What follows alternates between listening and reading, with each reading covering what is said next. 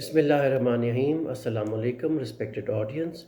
Today, my topic of discussion is about a very serious eye condition, that is acute retinal necrosis. 28 years old young female patient who presented to me in emergency with acute loss of vision in the right eye over a few days. On examination, her vision in the right eye was counting finger, intraocular pressure was normal, and on examination, the right eye has got anterior chamber plus 3 cells, inflammation, and on fundus examination there was element of vitritis plus 2, and along with that there were confluent areas of retinitis in 360 degrees peripheral areas with optic disc hyperemia and edema, while the left eye was unremarkable. It was a normal eye.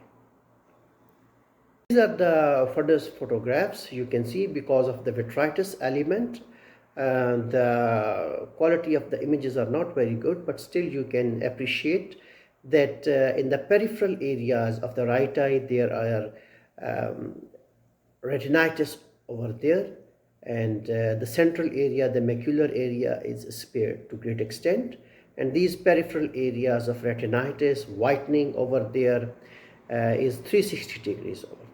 Yes, and there was also perivascular sheathing over there in the right eye.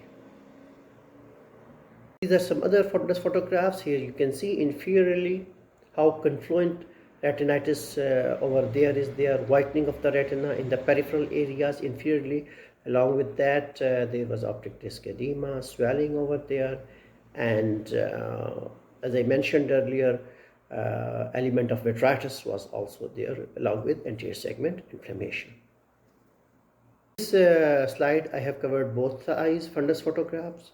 One eye, you can see the left eye, there is no activity, nothing, it is unremarkable, normal disc, macula, blood vessel architecture, everything is stable.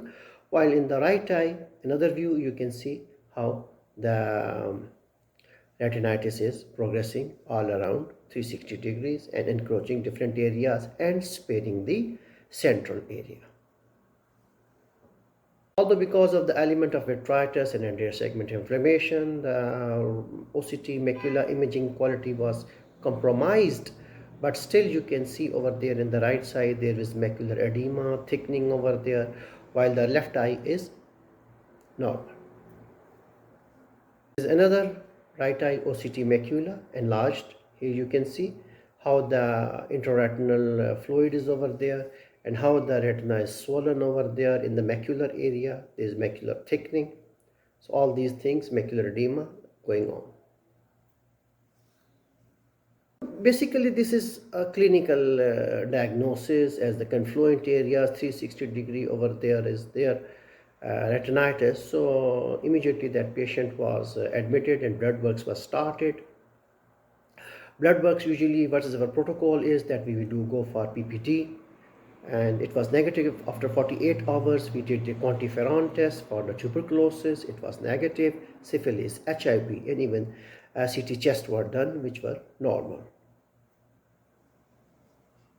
Once the diagnosis has been established that it is a patient of acute retinal necrosis, so urgent treatment is very important.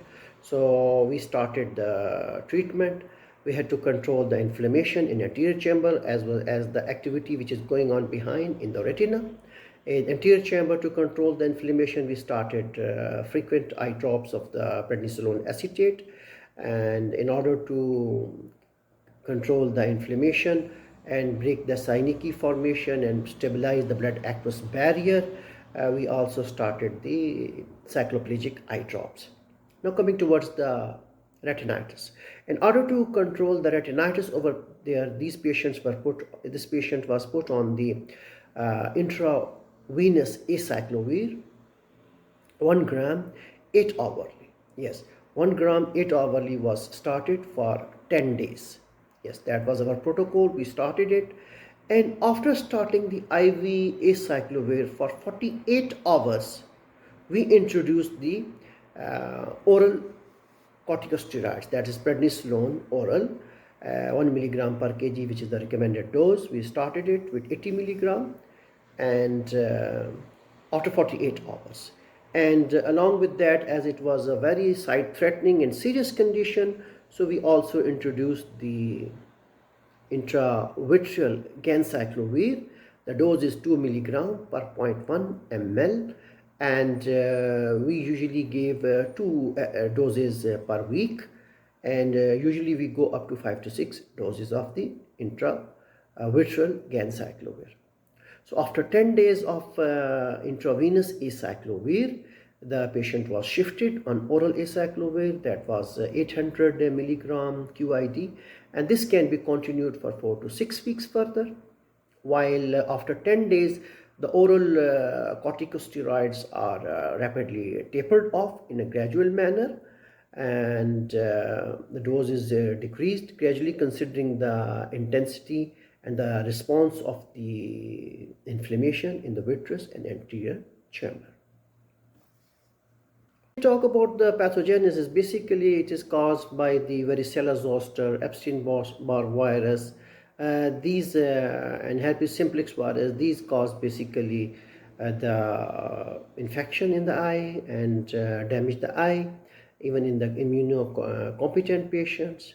It was first time described in 1971 that in Japan, that the patients presented with these changes over their confluent areas of the retinitis, along with arteriolar narrowing and perivascular sheathing, retinal necrosis, panuveitis, and retinal periarteritis, all these things over there. So basically it is a viral infection. If we talk about the phases in this acute retinal necrosis, there are usually two phases: acute phase and the chronic phase. In acute phase, the retinal necrosis occur over there. The retinal cells undergo the process of cytolysis, they break, they slough off, and they come into and get deposited into the vitreous, exposing the retina behind. So usually this happens in the acute phase. But simultaneously the inflammatory process is also going on over there. And if we talk about the chronic phase, there are some contractile membranes do form over there. There is vasoobliteration, vascular occlusion going on over there, retinal breaks are being formed, and the patient, usually 70% of the patient to 75% of the patients, in spite of giving the full treatment, they may develop the retinal detachment. As I mentioned earlier, these patients usually present with the decreased vision, photophobia, blurring of the vision, decreased vision, pain over there, blurred vision. And on examination, we will find all these confluent areas of the retinitis in the periphery. But if we talk about the classical triad, which are the characteristic features of the disease, this is the three very important points to be known. Number one is that these patients usually present with the arthritis or phlebitis of the retinal or choroidal vasculature. Number two, these patients may also have the, as I mentioned, retinitis, which is involving the periphery, not the central area. Yes. And number third is the moderate to severe element of vitritis is over there. These three are very characteristic features of the patients. So we have to make a thorough examination of the fundus, periphery, and we will find these things over there, along with the anterior segment inflammation. So as I mentioned, the different treatment protocols like intravenous, oral, and intravitreal antiviral medication, along with the oral steroids. The importance is that if we give the antiviral medication, acyclovir, the chances of developing the other eye gets decreased to 35% in 2 years. And if we do not give these antiviral medication, the chances of developing the other eye goes up to 75%. So apart from this, we have to take a very strong history about the patient. His systemic assessment is very important. His HIV status is very important, because sometimes cytomegalovirus, all these things, Epstein-Barr virus, they can also cause the infection. Apart from these medical treatments, sometimes lasers can also be tried to make a barrage. But these laser spots are applied in the healthy retina, just back to that retinitis area. Surgical intervention can also be done, but if it has to be done, it has to be done earlier in the stage.